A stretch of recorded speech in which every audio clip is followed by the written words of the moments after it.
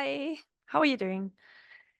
Yesterday, I met up with the I think the assistant of the vice president of a big pharmacological company. They want to do a video series about why vets are struggling so much and what the solutions could potentially be. And it's funny now when I get asked this because I've worked with so many vets now and I have created so much content around it that to me it is so clear now why vets would struggle and what the solutions are. So I always get a bit confused when people say, but why is it? I'm like, well, it's so clear. And I thought it would make it really clear today, like why it can be such a struggle to work in this career. And I want to do this basing this podcast on the hierarchy of Maslow, on his hierarchy of needs. If you don't know, there was Maslow. He was Abraham Maslow. He created a theory in 1943 about human needs and human motivation. And the hierarchy, it's actually a hierarchy that I don't think is actually a hierarchy. I think it's just like a list of needs. But it could be a really good idea for you to look at what needs are you not meeting, like basic human needs, and be super factual about what you are not meeting right now. What needs are you not meeting that are making you maybe feeling down, depressed, just not excited about life, right? So it's really easy to find it. I can put a link in the show notes, but the hierarchy of Maslow basically is like a pyramid, a triangle that has five basic needs in it. And the bottom, which is supposed to be the most important one, has like the physiological needs, which is like air, water, food, shelter, sleep, and so on, to make sure that we survive. The next level up would be safety needs, which is personal security, employment, resources, health, property. Next up, we have love and belonging. So friendship, intimacy, family, sense of connection. The fourth up is esteem, so respect, self-esteem, status, recognition, so on. And then the last one on the top, which is a very little triangle part of the pyramid, is self-actualization. Now, when we look at this in relation to vet med, so if we look at the very bottom of the triangle, which is supposed to be the very most important one with the basic needs, I think apart from air, which is obviously if you don't have any air, you will die very soon. If you even look at just the basic needs such as water, food, and sleep, it's almost self-explanatory in vet med that we don't actually get these needs met always. If we have really busy shifts, in the shift itself, you might not even give yourself time to eat and drink water or even have a pee.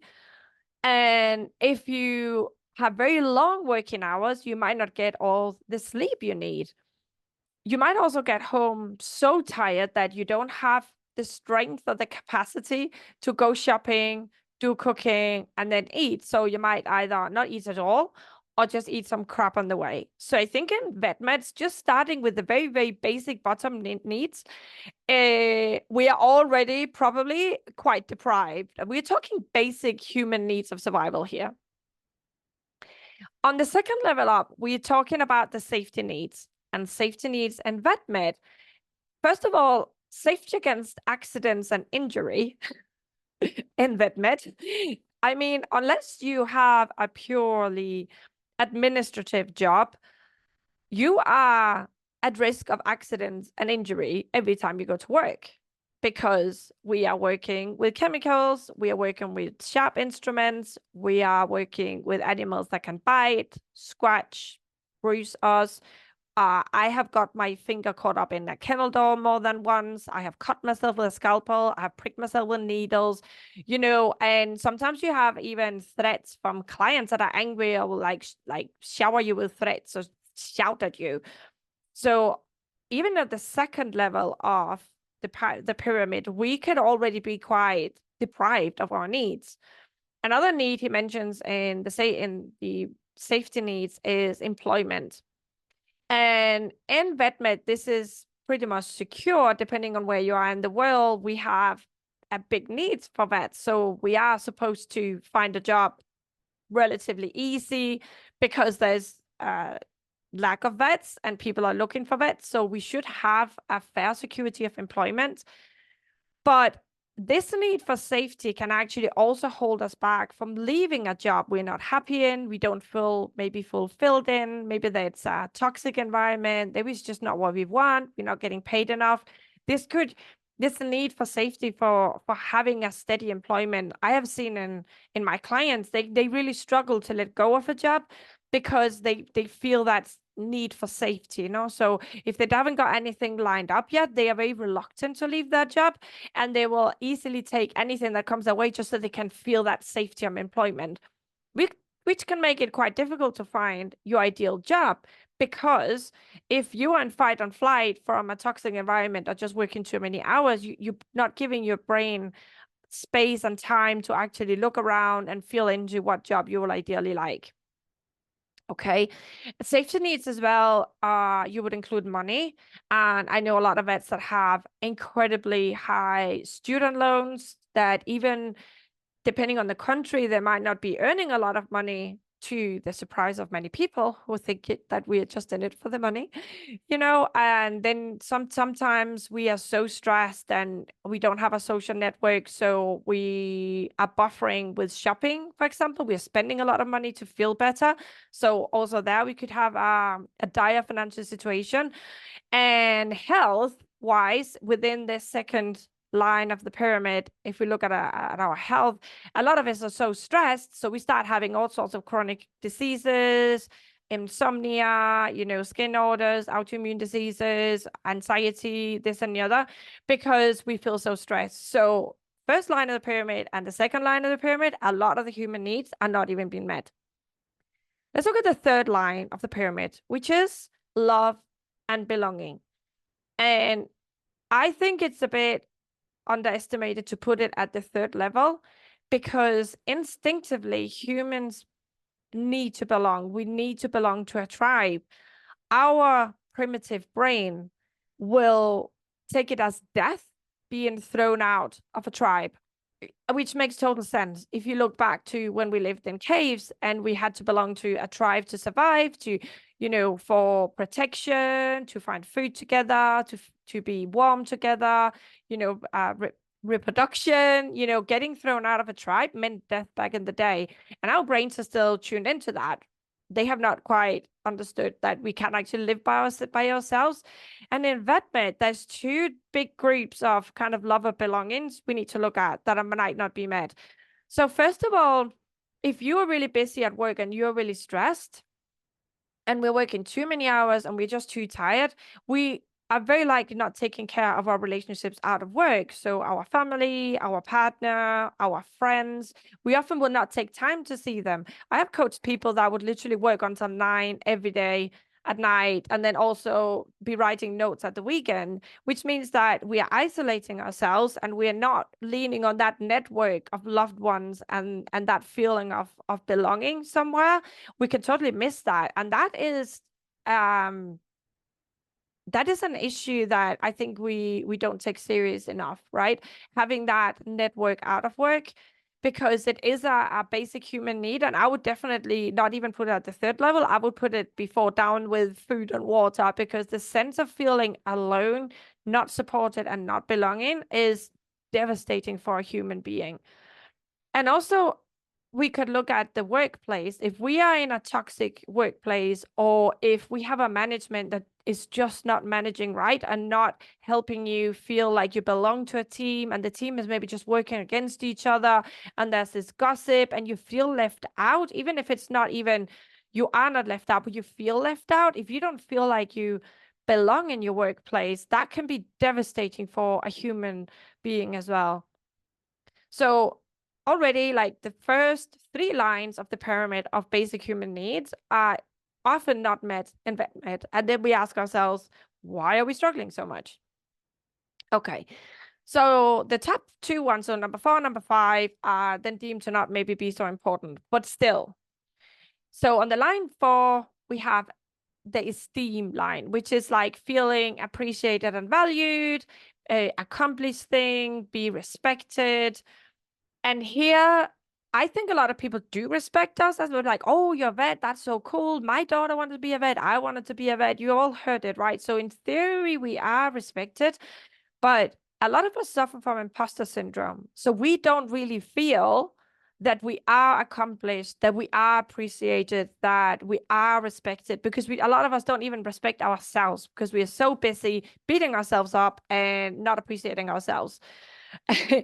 So even if people do respect us, we might not feel it. We might not accept that respect. We might not accept that appreciation that people show us.